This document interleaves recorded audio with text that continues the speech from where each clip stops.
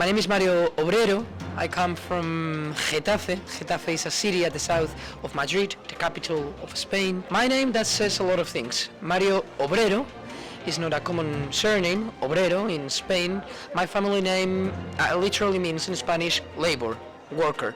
So when your name is Mario Obrero, it actually means you are a worker. You have to work, to do something with your hands. I think that's a question that has a lot to do with what literature is, or with what poetry has meant and means for me. The idea of working, of doing stuff, of creating things. My country, Spain, had an awesome, wonderful and memorable moment in our history called the Second Spanish Republic. When democracy came to our country, we were one of the poorest countries in Europe, and suddenly education, public health care, lots of rights were given to our citizenship, and we had 6 years of suddenly discoveries and schools all around and books going to little villages and to little towns and cities and industrial areas. We had that time, and that's the time where Federico García Lorca, Luis Cernuda, María Teresa León, Concha Méndez, lots of our poets belong.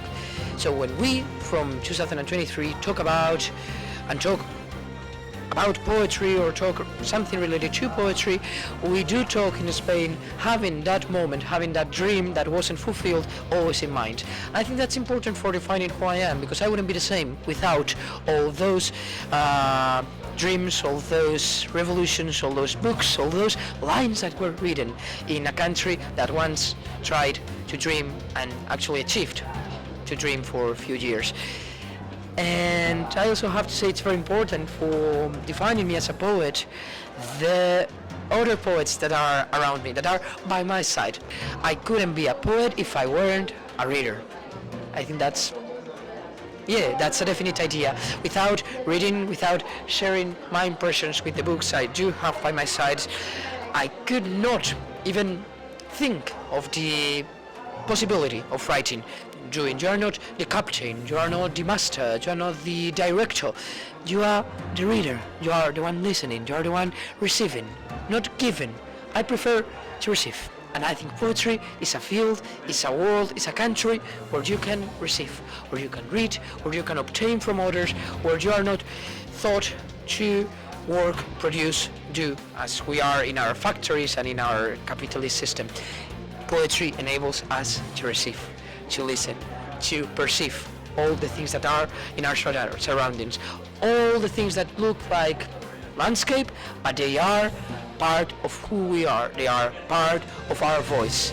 Poetry doesn't believe in landscape. Landscape or the views is just an idea that it's not within poetic mindset, because poetry makes of every tree, of every piece of grass, of every bird, and of every human, of course of every human, part of its voice.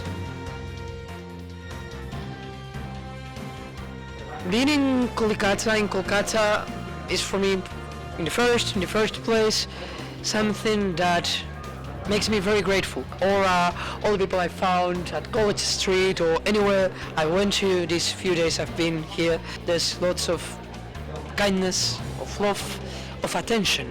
I think it's very important to pay attention to the world in which we live, and I felt that from all the citizens and the people living in this city. I strongly believe Kolkata is a city where you feel consciousness about what life is, what life could be, what life should be.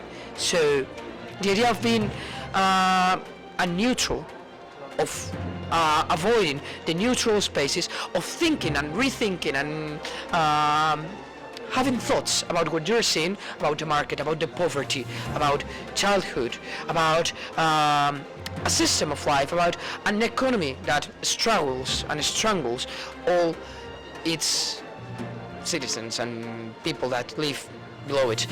To think about all that, I think it's something great, and that has a lot to do with literature. Literature consists of rethinking things, of having second thoughts about what happens to be natural, what happens to be neutral, what happens to be objective.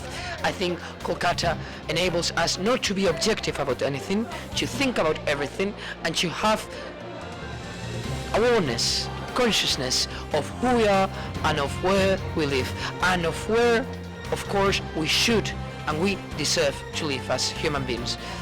United States, quite the opposite. United States, I remember when Lorca traveled to New York, he was very scared because he hated the city, and he actually said, I hate New York, I hate the United States, that's why I'm going to the United States. Mayakovsky, it's a Russian poet that also traveled to New York, and he actually hated it, and he has a diary, he has notes where he wrote how much he hated New York, how much he hated the States, and how much he learned from what he hated. What surrounded me, it was a question of understanding what I do not like for my country, for my identity, for who I am. I do not like the lack of public healthcare. I do not like the lack of public education. I do not like the lack of public services. I learned all that because I lived in the United States. I learned how racist a society can be because I was an immigrant in the United States, and I learned how important accents are because I had my own proper accent in the United States. I actually learned how poetry can fix that, or how can poetry talk about that or be related to that. We are vulnerable. We poets are not strong, we are not leaders, we do not have armies below us. No. We are poor, vulnerable, and sentimental people. So I think living and getting to live and to experience the margins, it's very, very productive for what we do, for to whom we speak, because we always speak to the margins. So for me, being in a country like the United States, being a Spaniard, being a Hispanic citizen in the United States, taught me how, even in the margins, things can be said, things can be heard, and there's a possibility of saying, of listening, and of living. I think poetry lives in the margins, and I wish, and I long, and I belong there, definitely. For sure. A poet, we said before, is not somebody that is capable of deciding what enters and what exits. Therefore, I'm not the one in charge of saying what does enter in my poetry and what is out of it. The experiences I'm getting to live here in Kolkata will be part of, not only of my poetry, will be part of who I am. Yeah, for sure. And I would love to say Shari in Spanish, and I would adore to talk about Mashallah in Spanish, and I think that's something wonderful about literature, that enable us to use words. Words are not only in the books, do not belong only to dictionaries, words belong to us. And the great power we do have as writers is to take your words and make them mine, and you take my words and you make them yours. I think that's a revolution, an absolute revolution. Therefore, I would love to see on my writing the heritage of such a great and awesome culture as the Indian culture, and I would love for sure to see bridges I've crossed, rivers I've seen, streets I've walked within my poetry. I hope, of course, that appears in what I write in the future. Thank you so much. Thank you.